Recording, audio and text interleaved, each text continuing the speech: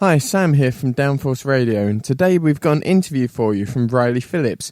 Riley is the youngest ever Fun Cup driver and also became the youngest winner in the history of the championship at Oulton Park in the second round this year. We started by talking about his Aspergers that he has suffered throughout his life. At age 7, he was expelled from school and had a tough time of it, and the first thing that we asked him was how these experiences had helped him and how they'd helped him to progress as both a person and as a driver. No, I mean, when I was young, I had difficulty controlling things, and the racetrack was the way that I found something to focus on and a kind of a goal to achieve, if you like. And it was through that I began to understand things that were happening and be able to control what was happening to keep it focused towards kind of the track and things that I was doing in real life as well, in school and whatever. Schoolwork became much more interesting and much more kind of interesting to me as then stuff started getting related to cars and karts and things like that. I have technically raced before I was 7 or 8 when I started karting, because I used to kind of borrow my dad's sim. He'd sit me on his lap when I was about 3 or 4, and I'd drive around some tracks. Not very well, but I did. So that was kind of where it started, really. And from then on, it's sort of you being relatively successful. You got four karting championship titles to your name, largely at Wilton Mill karting track. How has your involvement at Wilton Mill sort of shaped you as well? Did that develop you in the way that you wanted, obviously getting to the Fun Cup now? Wilton's a great track. I love it. And yeah, obviously my 3 championships there are really quite amazing. The first one of which was Minimax. It was the first championship that I actually entered into Wilton for. Well, second year, technically. But yeah, it was an interesting championship because with 2 rounds to go, I was third in the championship, and then just before the final round started, found out we were actually leading coming into that final race. So it was quite a tense championship, that first one. And Wilton's a very, very technical track. I really like technical tracks because it suits me as a driver. There's a lot more kind of driving to be done, and there's a lot of thinking, a lot of I can go here or here, and it just really, really good as a driver to be able to go around it fast. But yeah, we came out of that last race. I only had to finish 6 or above, but we won that championship, which was the first of, second for that.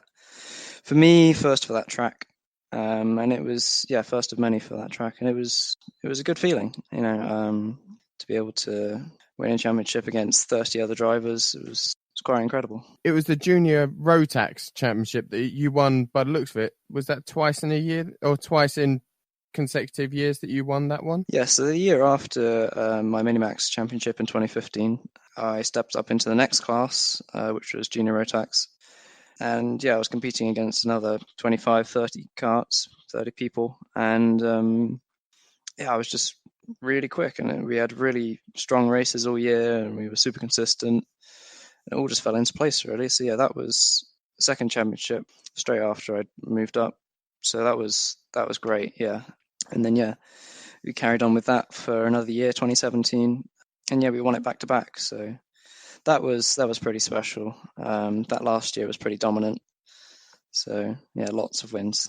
Looking at the Fun Cup involvement with that, last year, I don't think you didn't do a full season last year, did you? But you were the youngest ever driver to race in that championship. Yeah, so last year for Fun Cup it was quite a big step, because we were deciding on, we've kind of stopped karting now, what car classes should we do?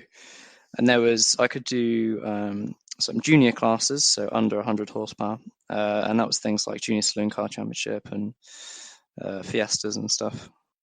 So those were all good, but they were sprint races, so they were 20 minutes, smash your way to the front kind of thing, and there you go, you've won. Well done. So we didn't really want to go for any of them, and then we stumbled across Fun Cup, and it seemed like a really good deal. It was just as cheap, if not cheaper, than the other classes that we were looking at, And, you got so much more seat time for your money, really. And that was what kind of really appealed to me as a driver, is that, I can get so much time in the car and really start to kind of learn new skills and adapt to the way things are. So, we spoke to a couple of people then, and I wasn't actually old enough to start it at the start of the season, which is why we only did 4 races. Because I wasn't old enough. I had to wait till I was 16 to do that. Since that's what you have for a senior license, to drive more than 100 horsepower cars in racing. So we started midway through the season basically, and we did 4 rounds.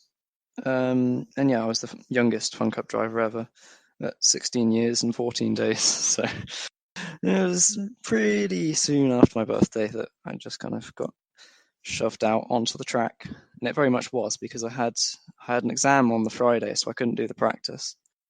And I just went out for qualifying, and we did it. We finished that race, so that was good.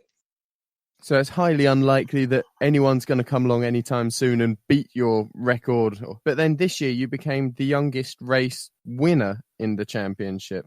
Yeah, this was quite an incredible moment for me. I'd only done, so many races, and then suddenly, mid-race, we actually had a very good chance of winning it. We probably should have won the first round that we did with this new team, dispatchbay.com, but unfortunately we had a wheel issue, so we had to come in and stop and fix that, so we lost a bunch of laps. But this race win at Oulton Park was pretty special, because we had the perfect team. We had our 3 drivers, me, Andy and Marcus, and we all worked really well together. And the car setup wasn't too great, but we were still ballistically quick. So we were starting from, I think it was 10th, something like that, on the grid. And it's a 4-hour race, so plenty of time to make moves and positions, whatever. So we dropped back initially, and then got back to the front pretty quickly. And then there was a lot of safety cars, so that helped us quite a lot mid-race when we were struggling for a bit of pace and fighting with the field. And then the last two stints, I did the second to last one, and then Marcus did the last stint. And in the second to last stint that I drove in, we came in and pitted, and we were 8th. So we went back up on track behind the safety car, because everyone had pitted at once because the safety car had come out. It's the way to lose the least time, basically. We went out, and Marcus had said to me before I got into the car, "Oh yeah, just anywhere in the top 5, top 3 is fine."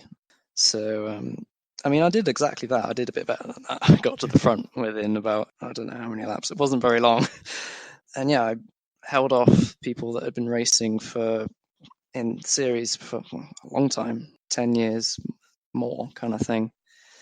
And they're all adults, they're all 30, 40, whatever, much, much older than me. And it was really, really enjoyable and really just mind-blowing moment, really. So I finished my stint, came in front of the pack, handed it over to Marcus, and he had a tough time defending against the other people, but we did really well, and we won that race, which was absolutely incredible to me, to be able to win so early, and in a 4-hour race, there was still 3-4 cars in a train, and it was close and very, very stressful, but it was incredible. And that was obviously that was at Oulton Park on the Island circuit, and you've already been to Brands Hatch, Croft, and you're off to Zandvoort. Yeah, Zandvoort this weekend, so it's going to be pretty special, because flying away, going to a European race, it's pretty big. It's a massive track. They're doing Formula One there next year, and it's going to be pretty interesting to see how they redesign the track to suit them. I'm flying out there Thursday, and hopefully we'll get a good look at the track then, have a walk around Amsterdam and whatnot. I've driven it on the simulator, but never been there. That was going to be my next question. How much do you still actually use the sim? Because obviously you see drivers like Lando Norris and George Russell who are always on their simulators. Is that something that you still do a lot? I mean, yeah, I've finished my AS exams for the moment, so I've got a little bit of time to relax. But yeah, a lot of the time I spend at home is spent on the sim, basically.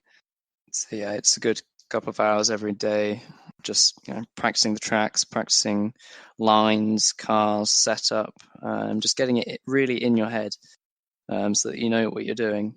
And it does help. It helps you tell which corner's which. It helps you tell things that might be different from the real track. When you go there, you can go, oh well, what about this? To people who've been there already, and they'll go, oh no, you don't do that, you do this instead. And it's good because it develops a sense of, you understand parts of the track that obviously if you'd never been there, you just wouldn't know about.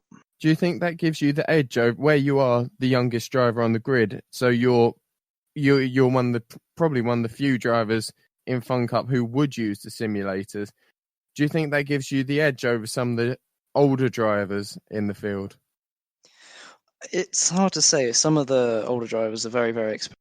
One guy's been doing it for 17 years, but I think it does give me the edge for now, as it's super competitive out there, and any advantage you can get, you take it.